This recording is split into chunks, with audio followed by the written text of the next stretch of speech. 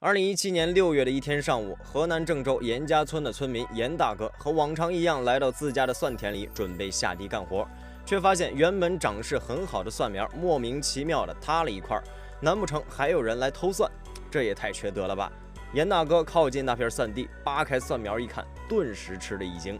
这里是万物灵，欢迎关注熊探长，带你探索有灵万物。只见蒜地间多出来了一只大鸟，正在努力地拍打翅膀，却飞不起来。这只鸟体型比常见的鸽子大一些，但是翼展很长，胸部有一层厚实的羽毛，眼角下方有着不太明显的黑色线条，双眼炯炯有神，看上去十分神俊。严大哥试图靠近，准备把这只鸟赶出去，却没想到激起了他的凶性，双翅不断地拍打，同时还试图用自己的喙和爪子来攻击严大哥。他的喙虽然短而弯，但却十分有力，一对弯钩式的利爪也异常的锋利。严大哥见势不妙，连连后退，躲开了大鸟的攻击。大鸟见他退开，又趴回地头，丝毫没有飞走的意思。总不能把这只大鸟就这样放着不管吧？严大哥考虑了一下，决定再尝试一下。他趁着大鸟不注意，一个箭步上前，双手抓住了大鸟的翅膀。大鸟受惊之下挣扎起来，在严大哥身上留下几道抓痕。严大哥忍着疼痛，将大鸟抱在怀里，限制了它的发力。见这个人类似乎没有伤害自己的意思，大鸟也慢慢安静下来。严大哥就这样将大鸟带回村里，吸引了村头一众村民的目光。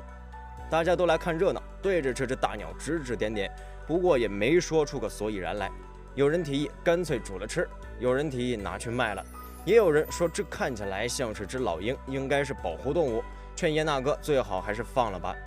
其实严大哥又何尝不想把它放生，可是这只大鸟现在根本飞不起来。没办法，严大哥只能先把这只鸟带回家，然后给林业局打去了电话求助。很快林业局的人就找上门来，戴上手套开始对这只大鸟进行检查，发现这只大鸟身上虽然没有任何伤口，但是却精神萎靡不振，可能是生病了。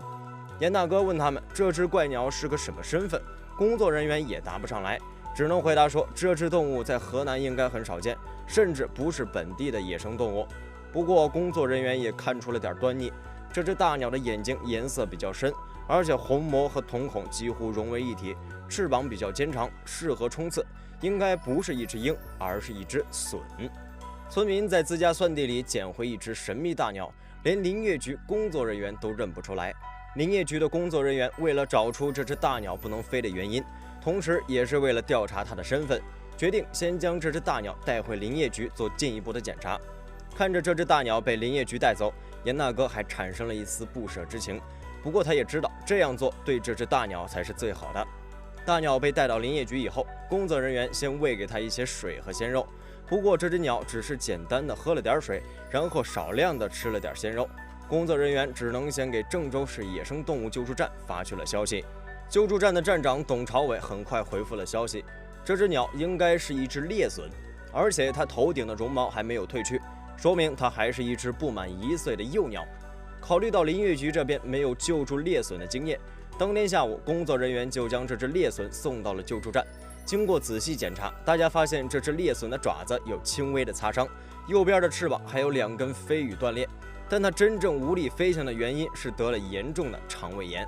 这种病会让鸟类食欲减退，精神不振，严重的可能就会像这只猎隼一样无法飞行。曾经就有一只和猎隼一样同为猛禽的燕隼，因为得了肠胃炎，居然沦落到被6、7只喜鹊欺负的下场。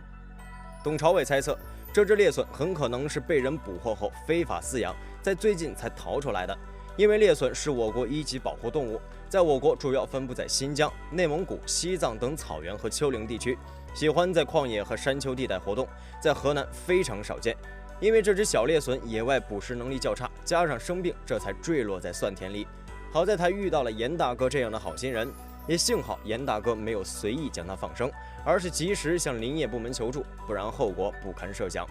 毕竟猎隼并不生活在河南，加上患有严重的肠胃炎，随意放生不仅有可能导致它被野猫、野狗或其他大型猛禽攻击，甚至还可能落入不法分子之手。而且，即便是这只猎隼恢复了健康，它也是一种生性凶猛的动物，喜欢捕食各种中小型鸟类和野兔等动物，可能影响当地的生态平衡。救助站给这只小猎隼腾出了一间屋子，并给它进行了治疗，准备等它恢复健康后，找一个合适的地方放归大自然。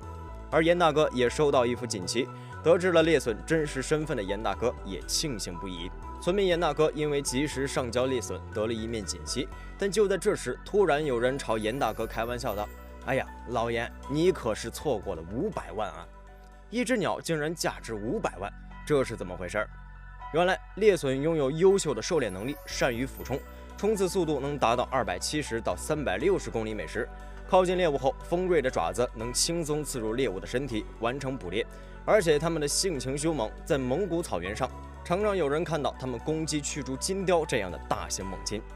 除此之外，猎隼还易于驯化，历史上常有猎手驯养猎隼后用于捕猎。有人称赞它们疾飞如箭，俯冲如电，是最出色的飞行猎手之一，得到了许多人的喜爱。2012年，猎隼还成为了蒙古国的国鸟，并宣布在5年内禁止出口猎隼。而在阿拉伯国家，猎隼这种珍奇的动物也被土豪们当做了时尚、地位、财富的象征，甚至猎隼在阿联酋还拥有专属护照和专属医院，而且许多人还会驯养不止1只猎隼，需求量非常之大。中东土豪们别的不说，就是钱多，对猎隼的庞大需求就催生出了一条黑色的产业链。只用了短短几年，猎隼就从繁盛物种一下变成了濒危物种，不断有人铤而走险想要走私猎隼。电影《无人区》里那只价值上百万的阿尔泰隼，其实就是猎隼的一个亚种。一只野生猎隼的价格在国外可以达到数万甚至数十万美元，在阿联酋甚至还会举办猎隼选美比赛。一只上好的猎隼价格甚至能达到100万美元，折合人民币就是600多万元。猎隼可能是世界上最昂贵的野生鸟类了。